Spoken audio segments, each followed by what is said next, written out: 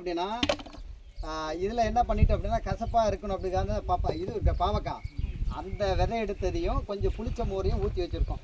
So இது எப்படி வித்தியாசம் வேலை செய்யும் அப்படிங்காக தான் இதுலேயும், ஏன்னா ஒவ்வொன்றுக்கும் ஒரு விதமாக பார்க்கணுன்றதுக்காக தான் ஊற்றி வச்சுருக்கோம்.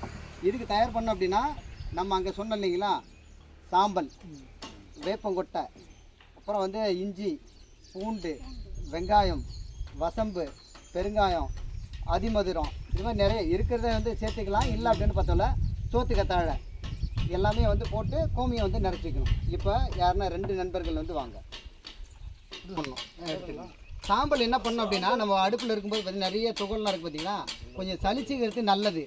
இல்லை அப்படின்னா ஒரு 2 லிட்டர் கோமியத்துக்குள்ளே வந்து முதல்ல என்ன செய்யணும், சாம்பலை போட்டு நல்லா கரைச்சிக்கிட்டு வடிகட்டி ஊற்றுறதும் ரொம்ப நல்லது. இப்போ எமர்ஜென்சிக்காக இது பண்ணுறோம். அப்படி பண்ணிட்டோம் அப்படின்னா வடிகட்டுறது வந்து எளிமையாக இருக்கும், ஏன்னா தூசிகள் இல்லாமல். சாம்பல் போட்டேன். அடுத்து வேப்பங்கொட்டை. இப்போ வேப்பங்கொட்டை நம்மக்கிட்ட இருக்குதுனால என்ன செய்யணும், அரைக்கணும். இதை கொஞ்சம் இடித்து வந்து போட்டிருக்காங்க. இப்போ 2 கிலோ சாம்பல் போட்டார், 2 கிலோ வேப்பங்கொட்டை தூள் பயன்படுத்திக்கிட்டார். சின்ன வெங்காயம் 1/2 கிலோ அரைச்சிக்கிறோம். நீங்கள் கிரைண்டரில் போட்டுக்கலாம், ஆட்டுக்கல்லில் போட்டாலும் எடுத்துக்கலாம். என்னது இஞ்சி 200 கிராம், பூண்டு 200 கிராம், பெருங்காயம் 50 கிராம்,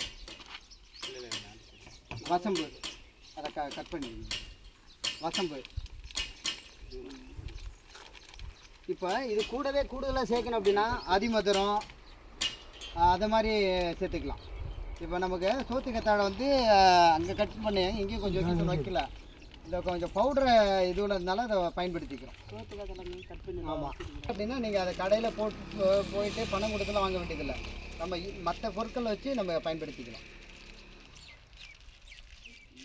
ஏன் அதை கூடுதலாக சேர்க்கணும் அப்படின்னா பயிரில் வரக்கூடிய நோய்கள். ஐயா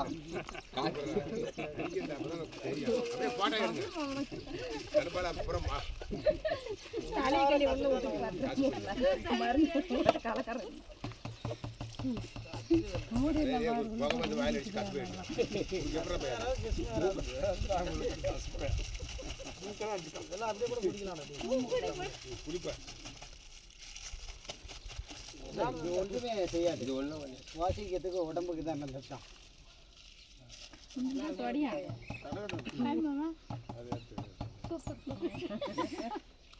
இப்போ நம்ம என்னெல்லாம் பண்ண